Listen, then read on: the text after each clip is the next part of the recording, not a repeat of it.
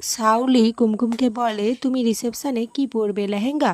আচ্ছা, তুমি রিসেপশন মানে জানো?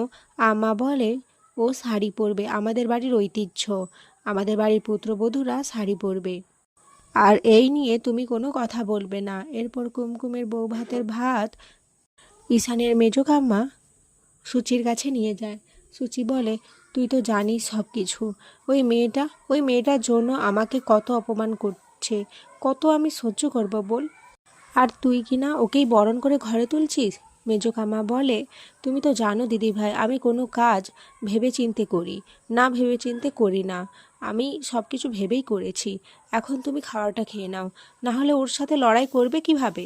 এই বলে খাওয়াটা খাইয়ে দেয়। কুমকুম বাড়ির আড়াল থেকে এই সমস্ত কিছু দেখতে থাকে। এরপর ঈশানের সাথে ধাক্কা লেগে গেলে মুখটা চাপা দেয়। ঈশান বলে, তুমি এখানে কি করছো? কুমকুম বলে, তার রান্না করা খাবারগুলো মেজোকাম্মা মাকে খাইয়ে দিচ্ছে। এটা দেখে ঈশানও খুব খুশি হয়। এরপর ডাইনিংয়ে এসে কুমকুম কিছু খাবার না খেলে ঈশান কুমকুমকে নিজের হাতে খাইয়ে দেয়। কুমকুম বলে সে মাছ খাবে না। ঈশান বলে, মাছ না খেলে শরীরে বল পাবে না, এখন যে তাদের অনেকটা পথ লড়াই করতে হবে, তার জন্য তো শক্তি দরকার। এই বলে ঈশান কুমকুমকে খাওয়াটা খাইয়ে দেয়। গুঞ্জা এসব দেখে খুবই খুশি হয়ে যায়। তো বন্ধুরা, তোমাদের কি মনে হয়, সুচি কি কখনোই কুমকুমকে মানতে পারবে না? অবশ্যই কমেন্টে জানিও।